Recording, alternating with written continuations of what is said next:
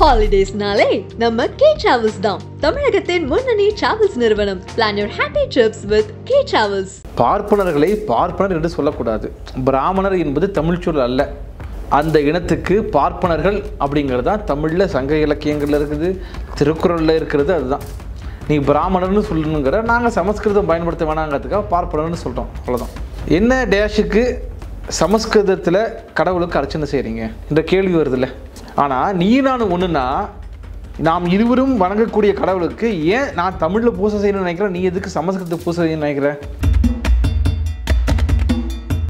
நான் தமிழன்னா யாரும் நாம சொல்கிறோம் அப்படின்னா, பிறப்பின் அடிப்பில் ஏற்றத்தாழ்வு பார்க்குற எவனுமே தமிழன் கிடையாது. நீ தமிழ் மொழியை பேசி, நீ எங்கேயே வாழி, எங்கன்னா பண்ணி, நீ தமிழ்னாக இருக்க லாய்க்கில்லாத நபர்.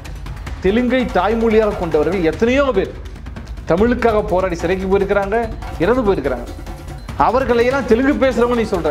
இப்போ நான் என்ன கேட்குறேன்னா, தெலுங்கு பேசுகின்ற மக்கள் நீ சொன்ன இல்லையா, அது தெலுங்கு பேசுகிற மக்களில் தெலுங்கு பேசுகிற ஐயர் வருவானா, ஐயங்கார் வருவாங்களா மாட்டாங்களா? தெலுங்கு பேசுகிறவங்கெல்லாம் விபச்சாரிகள் என்ற பொருளில் பேசிட்டு நான் அப்படி சொல்லிட்டு போயிடுவாங்க. ஆனால் நீங்களும் நானும் மற்ற சாதியினர் பேசினால் நீதிமன்றம் வேறு மாதிரி பார்க்கும். இப்போ பார்ப்பனர்னால நீதிமன்றம் பாதுகாக்குன்னு சொல்ல வரீங்களா? ஆமாம், கண்டிப்பாக. நான் என்ன கேட்குறேன், அந்த அம்மா பேசும்பொழுது நீதிபதி கண்டிச்சிருக்காரு, ஆமாம், கேள்வி எழுப்பியிருக்காரு, எல்லாம் கண்டிக்கிறீங்க. தீர்ப்பு என்ன வருதுன்னு தான் பார்க்கணும். அதாவது திடீர்னு பிஜேபிக்கு என்ன வரும்னா, பெண்கள் ரொம்ப பக்தி வந்தோம். என்ன இப்படி கேவலமாக பேசிட்டாங்க. ஒரு 10 பெண்கள் விளக்கமாக போய் ஏன் கஸ்தூரி அடிக்க வேண்டியது தானே, உங்கள் திறமை போய் காட்ட வேண்டியது தானே, ஏன் செய்யலை? இவர்களாம் ஒன்றுக்குள்ளே ஒன்றாக உட்கார்ந்து நீ அப்படி பேச, நான் இப்படி பேசுகிறேன் பேசிக்கொண்டு தெரியுறாங்கன்னு சொல்ல வரேன்.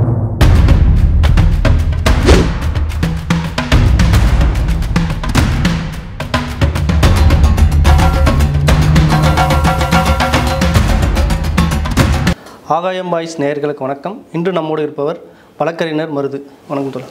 வணக்கங்க. கஸ்தூரி பார்த்தீங்கன்னா ஒரு குறிப்பிட்ட சாதி பிரிவை வச்சு தெலுங்கு பேசுகிறவங்க அந்த புறத்தில் இருந்தவங்க அப்படின்னு சொல்லி விமர்சனம் பண்ணாங்க. விமர்சனம் பண்ணுறது மட்டும் இல்லாமல் ஹைகோர்ட்டில் அது வரைக்கும் கேஸ் போட்டாங்க. கேஸ் போட்டும் அது நீதிபதி நிறைய கேள்வி கேட்டிருக்காரு. என்ன ஆச்சு, என்ன விவகாரம் தோழர்? பார்ப்பனர்களை தொடர்ச்சியாக பார்ப்பனர் என்று சொல்கிறாங்க, பிராமணர்னு சொல்லணும். எப்படி தாழ்த்தப்பட்ட மக்களை பாதுகாப்பதற்காக பிசிஆர் என்று ஒரு சட்டம் இருக்கிறது, அதாவது SC ST வன்கொடுமை தடுப்பு சட்டம் இருக்கிறதோ, அதுபோல் பார்ப்பனர் வன்கொடுமை தடுப்பு சட்டம் இயற்றணும் அப்படின்னு சொல்லி கோவையில் சில நாட்களுக்கு முன்பு நடத்தினாங்க. அது நடத்திய ஒரு 5 நாட்கள் கழித்து 3ஆம் தேதி 4ஆம் தேதி நினைக்கிறேன், வள்ளூர் கோட்டத்தில் ஒரு ஆர்ப்பாட்டம் நடத்தினாங்க. அந்த ஆர்ப்பாட்டத்தில் பல கோமாளிகளும் மனநலம் பாதிக்கப்பட்டவர்கள் நிறைய பேர் கலந்துக்கிட்டாங்க. அதில் மார்க்கெட் போன ஒரு மனநலம் பாதிக்கப்பட்ட ஒரு வயதான ஒரு நடிகை தான் கோமாளி இதெல்லாம் சொல்கிற பார்த்தா அர்ஜுன் சம்பத்தை சொல்கிறீங்களா? அர்ஜுன் சம்பத் மட்டும் இல்லை, நிறைய பேர் அதில் கலந்துக்கிட்டாங்க. பிரமிர் நடராஜன் உட்பட சொல்கிறேன். இது பல பேர் கோமாளிகளாகவும் அவர்கள்லாம் பக்கத்தில் வீட்டுக்காரங்க கூட மதிக்காமல் காரி துப்பக்கூடிய அளவில் இருக்க நபர்கள் தான் கலந்துக்கிட்டாங்க. அதில் ஒரு நபர் இந்த கஸ்தூரி. இந்த சில நபர்கள் பற்றி நீங்கள் பார்த்துருப்பீங்க. எப்படின்னா, தன்னை பற்றி எப்பயும் உலகம் பேசிகிட்டே இருக்கணுங்கிறதுக்காக என்ன வேணால் பண்ணுவாங்க. திடீர்னு கையை பிடிப்பாங்க, காலை பிடிப்பாங்க, இன்னும் கேவலமான எல்லா செயலும் செய்வாங்க. அது போன்ற ஒரு நபர் தான் இந்த கஸ்தூரி. இந்த கஸ்தூரியை நீங்கள் எடுத்துட்டிங்கன்னா, முதல்ல இந்த கஸ்தூரி ஒரு நபர் இல்லை. இதற்கு முன்பு SV சேகர், அதற்கு முன்பு YG மதுவந்தி, அதற்கு முன்பு YG மகேந்திரன், இப்படி பல பேர் இவங்க பிறவி எடுத்துக்கிட்டே வருவாங்க. திடீர்னு நல்லவங்களாம் வருவாங்க, திடீர்னு ஒரு நாள் அம்பி ஒரு நாள் அண்ணிங்கிற மாதிரி. அந்த அம்மா பேசுனது ரொம்ப முக்கியமான விஷயம் என்னென்னா, நீ எதுக்காக அந்த கூட்டம் கூட்டினாங்க அப்படின்னா, பார்ப்பனர்களை பார்ப்பனர் என்று சொல்லக்கூடாது. பிராமணர் என்பது தமிழ் சொல் அல்ல. அந்த இனத்துக்கு பார்ப்பனர்கள் அப்படிங்கிறது தான் தமிழில் சங்க இலக்கியங்களில் இருக்குது, திருக்குறளில் இருக்கிறது. அதுதான் நீ பிராமணர்னு சொல்லணுங்கிற, நாங்கள் சமஸ்கிருதம் பயன்படுத்த வேணாங்கிறதுக்காக பார்ப்பனர்னு சொல்கிறோம். அவ்வளோதான். எல்லாத்துக்கும் ஒரு ஜாதிக்கு ஒரு பேர் இருக்கிற மாதிரி இதுக்கு பார்ப்பனர். அப்போ இந்த அம்மா என்ன சொல்கிறாங்கன்னா, தெலுங்கு பேசுகிறவங்க நீங்களாம் எங்களை தமிழன் கிடையாதுன்னு நீங்கள் சொல்கிறீங்க. அப்போ தமிழில் கிடையாது, நீங்கள் தமிழன்னு ஒத்துக்கிறீங்களா முதலங்கிறத பற்றி ஒரு முடிவு செய்யணும். கஸ்தூரி பார்ப்பனர்கள் அனைவரும் தமிழர்கள் என்று ஒத்துக்கொண்டால் என்ன டேஷுக்கு சமஸ்கிருதத்தில் கடவுளுக்கு அர்ச்சனை செய்கிறீங்க என்ற கேள்வி வருதில்ல. இப்போ நீங்கள் தமிழர்களா இல்லையா? தமிழன்னா நாங்கள் தமிழில் பேசுகிறோம், ரைட். தெலுங்கில் பேசுகிறவங்க வீட்டில் தெலுங்கில் பேசுகிறாங்க. நீ பார்ப்பனர்கள் வீட்லேயும் தெலுங்கு பேசுகிறதில்ல.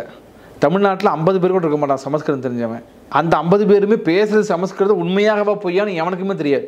சரி, அப்போ எதற்காக நீங்கள் கடவுளுக்கு சமஸ்கிருதத்தில் நீங்கள் அர்ச்சனை பண்ணுங்க? நீங்களாம் தமிழர்கள் தானே, நீ நானும் ஒன்று தானே, உன் வீட்டில் பொண்ணு கூட நாங்கள் கேட்கல. அவ்வளோ கேவலமான ஜென்மங்க தமிழர்கள் கிடையாது. அதை விட்டுருவோம் சரியா. ஏன்னா பார்ப்பனியம் என்று சொல்லக்கூடிய தீண்டாமையை ஆதரிக்கக்கூடிய பூஜிக்கக்கூடிய ஒரு கேவலமான ஒரு நபர்களெல்லாம் கல்யாணம் பண்ணிக்கணும்னு அவ்வளோ கேவலமாக கீழ்த்தரமான நபர்களாக தமிழர்கள் மாறல, விட்டுருவோம். ஆனால் நீ நான் ஒன்றுனா நாம் இருவரும் வணங்கக்கூடிய கடவுளுக்கு ஏன் நான் தமிழில் பூசை செய்யணும்னு நினைக்கிறேன், நீ எதுக்கு சமஸ்கிருதத்துக்கு பூசை செய்யணும்னு நினைக்கிற?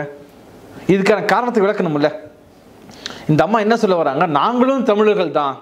அப்போ நாங்களுங்கிற போதே உனக்கு ஒரு பிரச்சனை, நாங்களும் அப்படின்னு வந்துட்டேன். அவங்க தமிழர்கள் தானே. இப்போ நான் என்ன கேட்குறேன், தமிழர்கள் அப்படின்னா இப்போ ஏன் நீங்கள் நாங்கள் தனியாக பூணூல் நாங்கள் போட்டுக்கிறோம், நாங்கள் இருபிறப்பாளர், நாங்கள் 2 முறை பிறக்கிறோம், நாங்கள் மட்டும் தான் கடவுள்கிட்ட நேராக புரோக்கர் வேலை பார்க்கறதுக்கான அத்தாரிட்டி பிரச்சனை ஏன் சொல்லிட்டீங்க? மற்ற ஜாதிக்கெல்லாம் கொடுக்காம அவங்களுக்கு அந்த ஜாதிக்கு மட்டும் ஏன் கொடுத்துருக்கீங்க? இங்கே தமிழ்நாட்டில் நாட்டார் தெய்வங்களை வழிபடக்கூடிய ஒவ்வொரு சாதியினரும் அவங்க சாதியிலேருந்து யாரோ ஒருத்தர் கடவுள் கும்பிட்றாங்க, வராங்க போகிறாங்க, சாமியாராக இருக்கிறாங்க. எல்லா சாமிக்குமே பெரிய கோயில் எல்லாத்துக்கும் நாங்கள் தான் அத்தாரிட்டி. நீ அந்த அத்தாரிட்டி கொடுத்தது எதுன்னு நான் கேட்குறேன். அது காலங்காலமாக விஷயங்கள். அதை காலங்காலமாக எந்த அடிப்படையில் கொடுக்குறீங்க? ஏன் ஒரு வன்னியருக்கு அதை கொடுக்கல, ஏன் ஒரு பறையருக்கு கொடுக்கல, ஏன் ஒரு முதலியாருக்கு கொடுக்கல, ஏன் ஒரு மற்ற ஜாதிக்கு ஏன் முத்தரையருக்கு ஏன் கொடுக்கல, அது ஏன் பார்ப்பனருக்கு மட்டுமே கொடுத்தீங்க? அதுதான் அங்கே இனம் வேலை செய்கிறது. நாம் ஒரு 4 வருடங்களுக்கு முன்பு பார்த்துருப்போம், இந்த ஆங்கில ஹிந்து நாளிதழில் இந்த மரபணு ரீதியாகவே பார்ப்பனர்கள் அவர்கள் வெளியே இருந்து வந்தவர்கள், இந்தியாவுக்கு தொடர்பற்றவர்கள் என்பது நிரூபிக்கப்பட்டது, டிஎன்ஏ ஆய்வு மூலமாக நிரூபிக்கப்பட்ட தொடர்பான ஒரு கட்டுரை வந்துச்சு. ஒரு பார்ப்பன பத்திரிகையிலே வந்தது. இங்கே இருக்கக்கூடிய பார்ப்பனர்களுக்கு, அதாவது நாங்கள் உங்களை விட உயர்ந்தவர்கள், ஆனால் நாங்களும் தமிழர்கள் அப்படின்னா எப்படி ஏற்றுக்கொள்ள முடியும்? பிறப்புக்கும் எல்லா உயிர்க்கும் சிறப்போவா செய்தொழில் வேற்றுமையான் என்று சொன்னது திருவள்ளுவர். அவர் எழுதிய தமிழ் இலக்கியத்தில் ஒன்று எழுதின திருக்குறள். அதை ஏற்றுக்கொண்டவன் நாங்கள் வேற, நீ வேற, நான் பெரியவன், கீழே இருக்கிறவன் என்று பேசலாமா? முதல்ல பேசக்கூடாதுல்ல. அப்போ எப்படி நீ தமிழனாவன்னு நான் கேட்குறேன். நான் தமிழன்னா யாரும் நாம சொல்கிறோம் அப்படின்னா, பிறப்பின் அடிப்படையில் ஏற்றத்தாழ்வு பார்க்குற எவனுமே தமிழன் கிடையாது. நீ தமிழ் மொழியை பேசி, நீ எங்கேயே வாழி, எங்கன்னா பண்ணி, நீ தமிழனாக இருக்க லாய்க்கில்லாத நபர். அதை தாண்டி சமஸ்கிருதம் தான் எல்லாவற்றையும் உயர்ந்த மொழின்னு சொல்லக்கூடிய நீ எப்படி தமிழராக வாய்? ஆனால் இங்கே தமிழ்நாட்டிலேயே பல ஆண்டுகளாக, நூற்றாண்டுகளாக வாழக்கூடிய தெலுங்கை தாய்மொழியாக கொண்டவர்கள் எத்தனையோ பேர் தமிழுக்காக போராடி சிறைக்கு போயிருக்கிறாங்க, இறந்து போயிருக்கிறாங்க. அவர்களையெல்லாம் தெலுங்கு பேசுகிறவங்க நீ சொல்கிற. இப்போ நான் என்ன கேட்குறேன்னா, தெலுங்கு பேசுகின்ற மக்கள் நீ சொன்ன இல்லையா, அது தெலுங்கு பேசுகிற மக்களில் தெலுங்கு பேசுகிற ஐயர் வருவானா, ஐயங்கார் வருவானா மாட்டாங்களா? கன்னடம் பேசுகின்ற மக்கள் பிரிச்சுக்குவோம். நீங்களாம் தமிழர்கள்னா ஜெயலலிதா யார்? கன்னடம் பேசுகின்ற ஒரு பெண்ணா இல்லை தமிழ் பேசுகின்ற பெண்ணா? அப்போ குறிப்பாக நீ யாரை சொல்கிற அப்படின்னா, குறிப்பாக அந்த அம்மா தெளிவாக அர்த்தம் சொல்லிடுச்சு. நான் எல்லாத்தையும் சொல்ல, கருணாநிதி குடும்பத்தை ஜாதியை மட்டும் தான் சொன்னேன். வந்துடுச்சா? எங்கே உன் சாதி வெறி பிடித்து கருணாநிதி விமர்சனம் பண்ணுறதா இருக்கட்டும், இல்லை தமிழர்களை விமர்சனம் பண்ணுறதா இருக்கட்டும், அதே போல் பார்ப்பனர்கள் ஒடுக்கப்படுறதா அழுத்தமாக சொல்கிறாங்களே. மீடியாவில், ப்ரெஸ் மீடியாவில் என்ன சொல்கிறாங்கன்னா, எத்தனையோ விஷயங்களுக்கு இப்போ வந்தவங்க நீங்கள் பார்ப்பனர்கள் எத்தனையோ மீடியாக்கள் தவறாக பேசியிருக்காங்க, எத்தனையோ பேர் தவறு. அப்போலாம் நீங்கள் மீடியா வரவே இல்லையே. இப்போ பார்ப்பனர் மற்ற சாதியை பற்றி பேசணும்னு ஏன் வர்றாங்க? இப்போ பார்ப்பனர்கள் ஒடுக்கப்படுறாங்க தான் அர்த்தம் அப்படின்னு சொல்கிறாங்களே. சரி சரி. அதாவது இது எப்படின்னா, ஊரில் இருக்கிற நாயெல்லாம் எதுவும் கண்டதை சாப்பிடுது, சாப்பிடும் போதெல்லாம் நீங்கள் எதுவும் பேசலை, நான் சாப்பிட்றேன் நீங்கள் மட்டும் பேசுகிறீங்கன்னு சொல்லுவது. இப்போ நான் என்ன கேட்குறேன்னா, இல்லை அவங்க சொல்கிறது நிஜம் தானே? எது நிஜம்? சினிமா படங்கள்ல இருந்து, ஒரு தயிர் பாக்கெட்ல இருந்து, பூணூர்ல இருந்து எல்லாத்தையும் அவங்க தொடர்ச்சி வசைப்பாடுறது நிஜம் தான். இங்கே இருக்கு நீங்கள் சொல்லுங்கள். பார்ப்பனர்களை வசைப்பாடுவதை விட நீங்கள் பார்ப்பனர்கள் தான் உயர்ந்தவர்கள், எல்லாவற்றிலும் உயர்ந்தவர்கள் என்ற படங்கள் எத்தனை வந்திருக்குது? பார்ப்பன எதிர்ப்பு படம் எத்தனை வந்திருக்குதுன்னு நான் கேட்குறேன். நான் என்ன சொல்கிறேன்னா, உலகம் கோள வடிவமானது அப்படின்னு கலிலியோ கண்டுபிடிக்கிறார். சரிங்களா? அதற்கு முன்பு பைபிள் இருந்தது, உலகம் என்பது பாய் மாதிரி இருந்துச்சு, அது சுருட்டி இவர் ஏசு எடுத்துகிட்டு போகிறான்னு வந்துச்சு. அப்போ உலகம் கோள வடிவமானதுங்கிறது உண்மை நிரூபிக்கப்பட்டுச்சா இல்லையா? ஆயிரக்கணக்கான ஆண்டுகள் கழித்து போப்புடைய தலைவர், சரி வாட்டிக்கன் தலைவர் போப்பு என்ன சொன்னார்? அவர் சொன்னது சரி, நிரூபிக்கப்பட்டுச்சா இல்லையா? புருனோவுக்கு நாங்கள் செய்தது தவறு, கிரிக்கோர் மென்டலுக்கு நாங்கள் செய்தது தவறு என்று சுயமனசனம் பாவ மன்னிப்பு ஏற்றுக்கிட்டாங்களா இல்லையா? எது சரியா சரியா சொல்லித்தான் ஆகணும். 2000 ஆண்டுகளாக இந்த மக்களை சாதி ரீதியாக, இன ரீதியாக நீங்கள் ஒடுக்கினீர்களா இல்லையா? அதை பற்றி பேசுவோம். இல்லைன்னு சொல்ல முடியுமா? இல்லைங்கிறத பற்றி பேச மாட்டாங்க. இப்போ என்ன, ஒரு 50 வருஷமாக நாங்கள் கொஞ்சம் பேசணும்னு உங்களுக்கு இவ்வளோ கோவம் வருது? உன் பிரச்சனை என்ன? உன் பதவிகளெல்லாம் போகுது, படித்து எல்லா ஜாதிக்காரும் படித்து வரேன், எல்லாரும் கேள்வி கேட்குறேன், உன்னை கேள்வி கேட்குறவன், அதுதான் பிரச்சனை.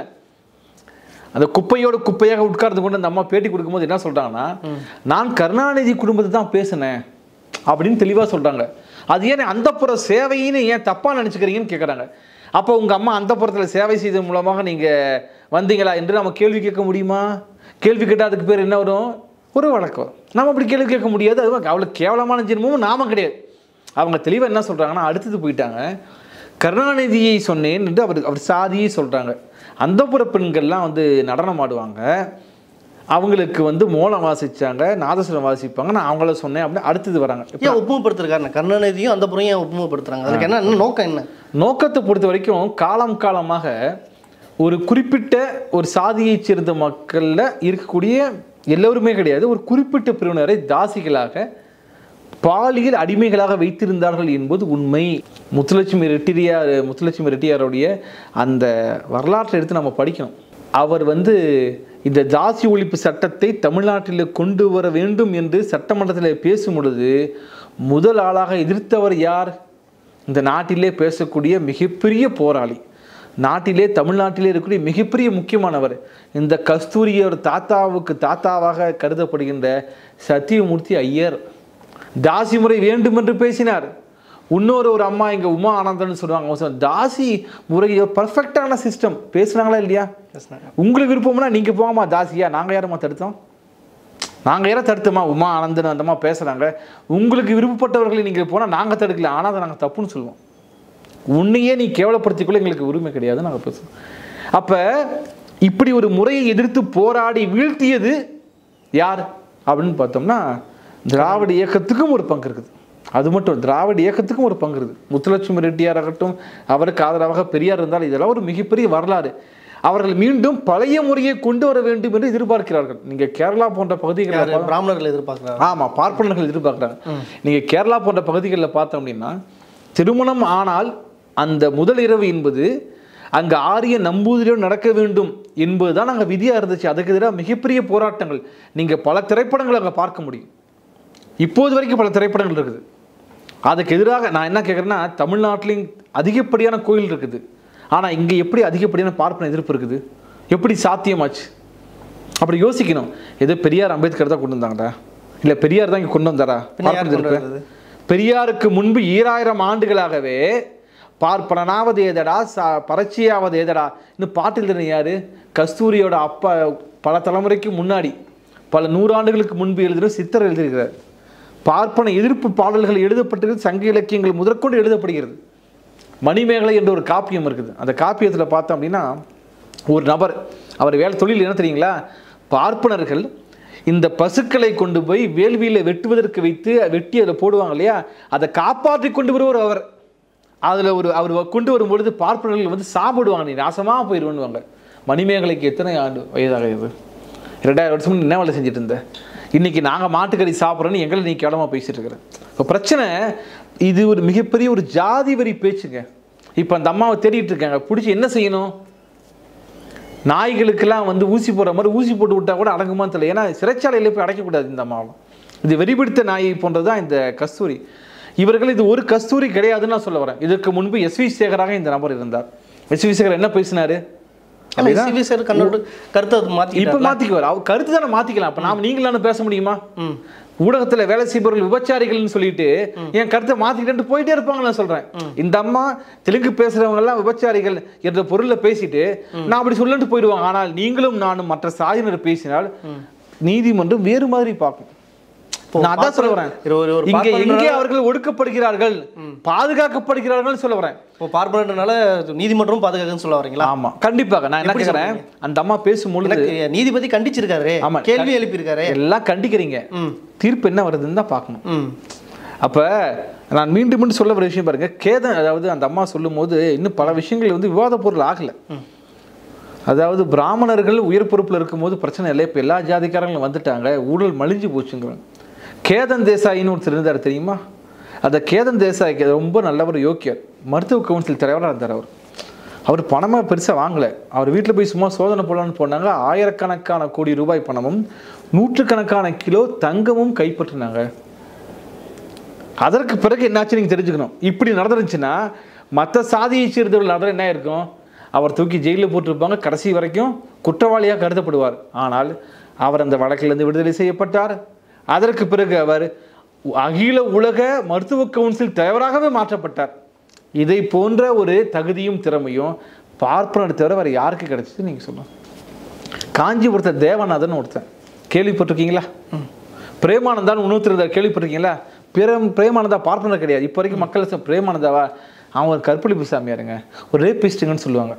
ஆனால் காஞ்சிபுரத்தில் தேவநாதன் அந்த கோயிலுக்கு வந்த பெண்களை கருவறைக்குள்ளேயே வைத்து பாலியல் பலாத்காரம் செய்தான், இல்லை பாலியல் சீரழிவு வேலை ஈடுபட்டான். கருவறைக்குள்ளாரையே இது வெளியே நாரி போனது.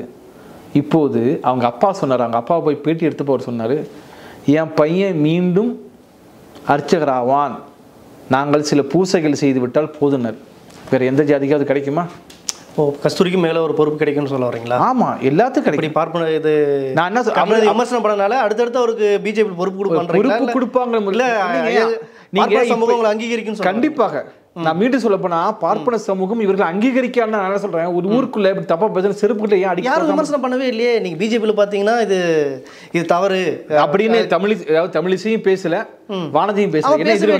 ஏன் பேசல? ஆதரவே தெரிவிக்கலையே. அவங்களே விருப்பப்படலன்னு அர்த்தம். எஸ்வி சேகரும் இல்ல எஸ்வி சேகர் இல்ல வரவன் எஸ்வி சேகர் ஏத்துக்கல, அவ்வளவுதானே. இப்ப தமிழிசை இது தொடர்பான என்ன மாற்றுக்கருத்து தெரிவிச்சாங்க, எதிர்ப்பு தெரிவிச்சாங்க. ஒரு 10 பேர் உண்மையாகவே இவங்க பெண்கள் மீது, அதாவது திடீரென்று பிஜேபிக்கு என்ன வரும்னா பெண்கள் மீது ரொம்ப பக்தி வந்துடும். என்ன இப்படி கேவலமா பேசிட்டாங்க. ஒரு 10 பெண்கள் விளக்கமாரோட போய் ஏன் கஸ்தூரி அடிக்க வேண்டியது தானே, உங்க திறமை போய் காட்ட வேண்டியது தானே, ஏன் செய்யல? இவர்களாம் ஒண்ணுக்குள்ள ஒன்றாக உட்கார்ந்து நீ அப்படி பேசுனா இப்படி பேசுறேன் பேசிக்கொண்டு தெரியுறாங்கன்னு சொல்ல வரேன். கஸ்தூரி பேசுவது பேச்சுரிமையாக? இப்படி ஒரு பேச்சுரிமை மற்றவங்க பேச முடியுமா?